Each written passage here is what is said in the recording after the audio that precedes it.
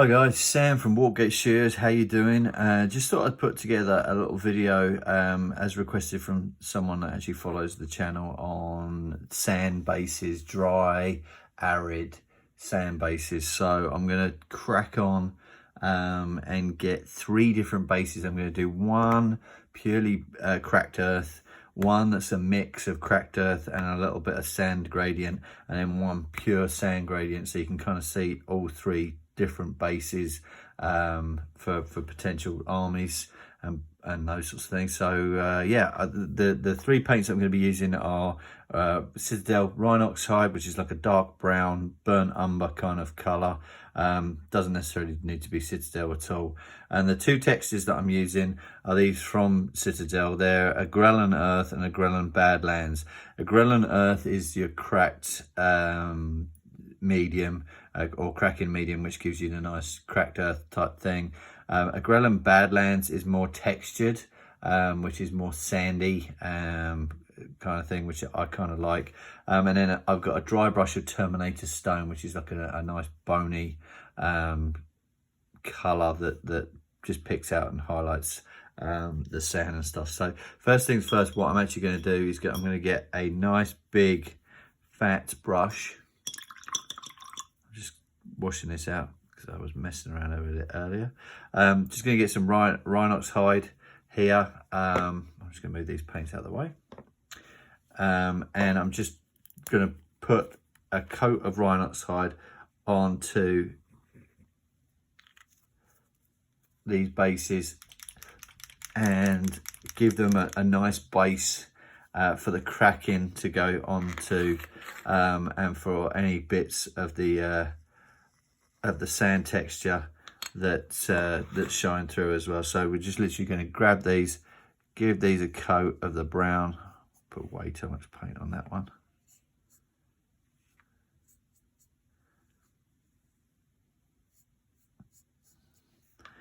Coat of paint of brown. This really just gives it a base color underneath, a natural base color. The black's okay, but it's just a little bit too dark and not as natural as a dark brown underneath. So I'll grab a little bit too much of that texture. Put this on here.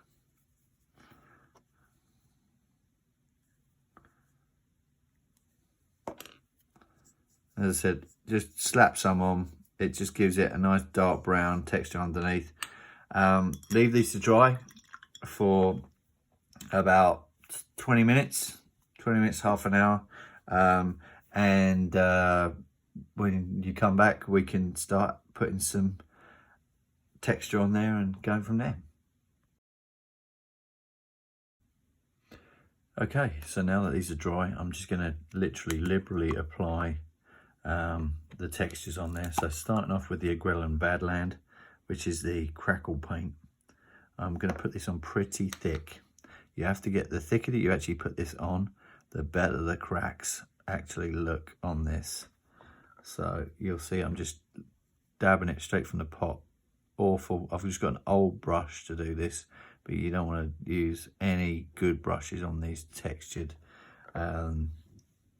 paints, because the texture will just ruin it. You can sort of see how thick I'm putting it on there. We're going to make it nice and undulating and take it to right to the edge, and then just make sure you get all that paint on there.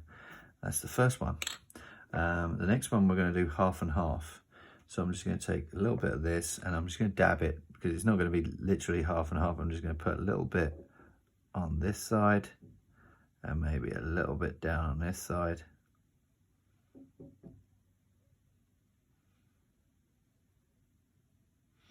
Like that.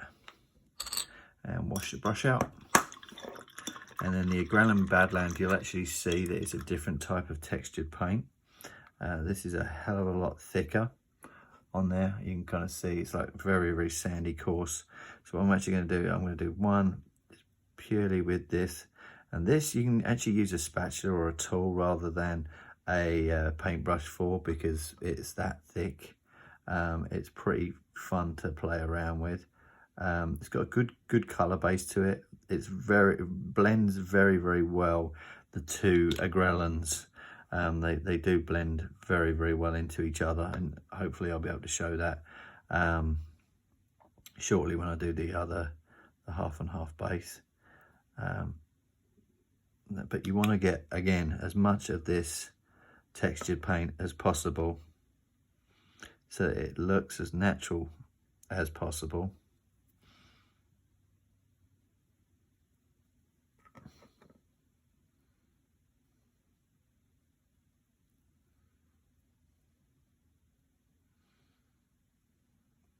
There you go. Okay, so that's really where I'm at with this. It's just got a nice texture on it. Make sure it's nothing's crazy. Looks natural enough. And let that set as well.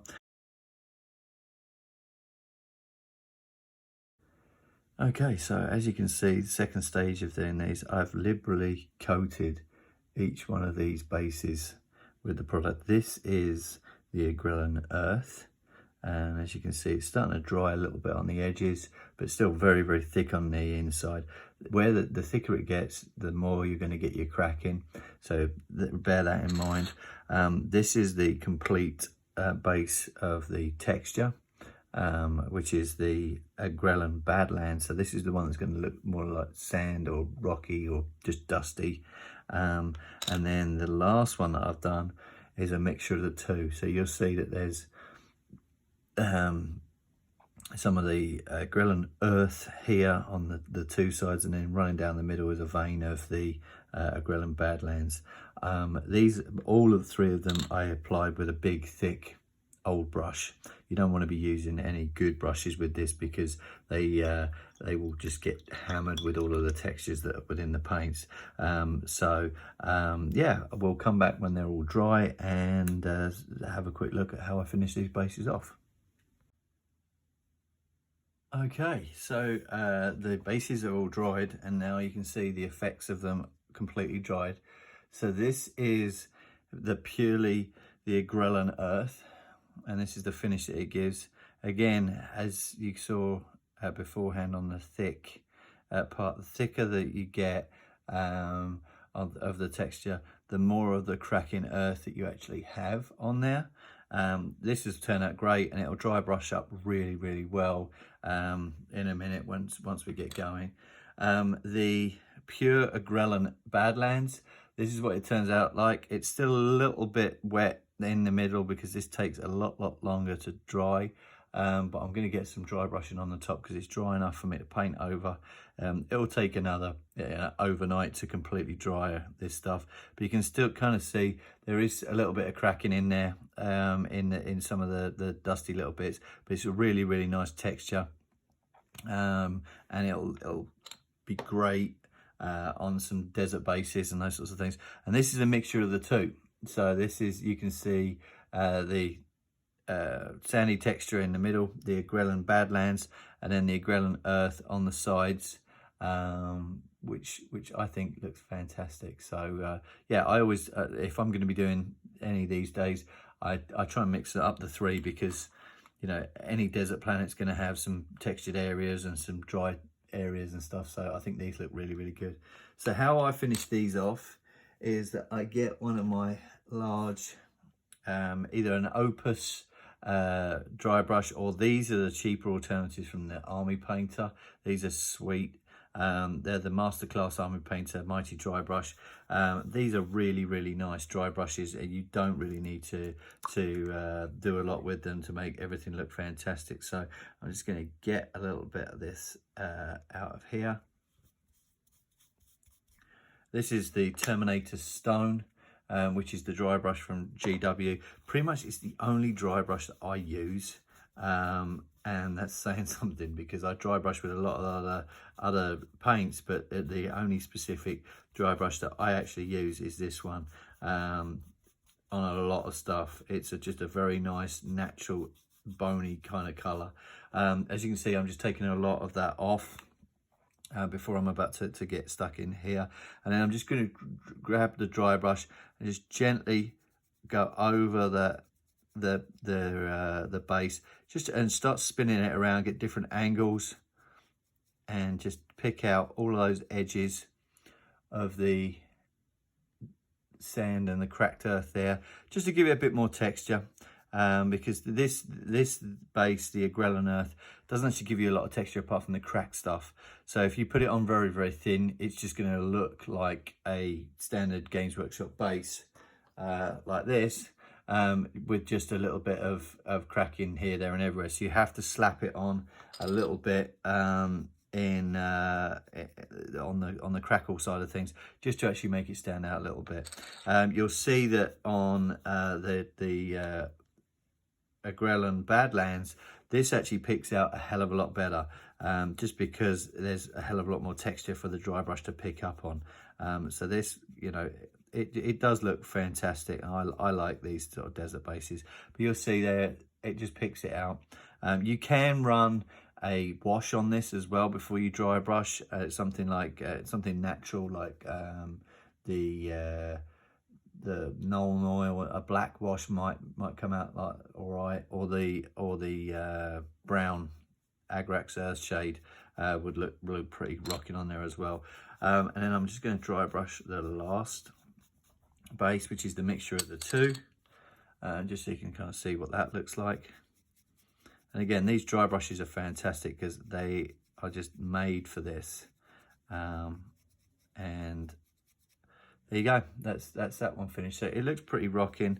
You can go over with multiple coats of dry brush as well, just to pick out little bits, and you can build up the dry brushes in different stages as well.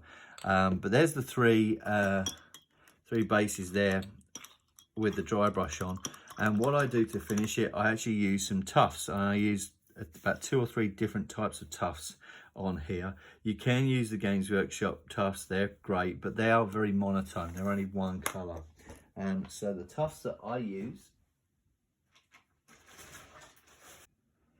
so these are the tufts that I use, multiple different types. These are the standard Games Workshop ones that you'll find. These are Army Painter, and these are really, really cool as well. And this is a different type. I think they're called Battle Tufts or something like that. So I use all 3 of these to give me some decent variety on my bases, especially on these bases, because there's a lot of spare space on here where you can get a little bit more on there. So for me, what I do, and as I've indicated beforehand, I just give a couple of dobs of super glue on here. I'm gonna do 3 on here, and then I grab my tweezers and I'm just going to pull one of these off and stick these down. The Games Workshop ones I'm not that impressed with, because honestly they have like a white a glue on the bottom of them that looks a little bit suspect to me. But so I don't go massive on these tufts as well. I just give them a little bit of super glue, put them down, and I actually smush them down a little bit with my finger, just to get them really glued on and looking pretty rocking. And as I said, I just mix it up. I just find little bits to put on there, and then put them on, squash them down with my finger so it gets all of that there, and there you have it. That's a dried arid base. We're going to do the same here as well. So what I do on these bases, I find where the texture's not the most, and I put a little dab of glue, because that's where I want to adhere to. So we're going to do a couple of bits there, and then maybe one bit over here on this base, and then we're going to find some nice little bits to grab onto. Chuck these on here, and again I put it on the super glue, push down with your finger just to smush the plant down, and then we're going to get a bit off of here, slap that on, push that down, and there you have a nice little arid deserty type base there. And then the last one, I'm going to do exactly the same. I'm just going to find some bits of texture here. So just on there and there. And I'm going to put this on, like, grab a couple of these bits off. Push it down, smush it down with your finger. I'll grab one of the other coloured ones as well.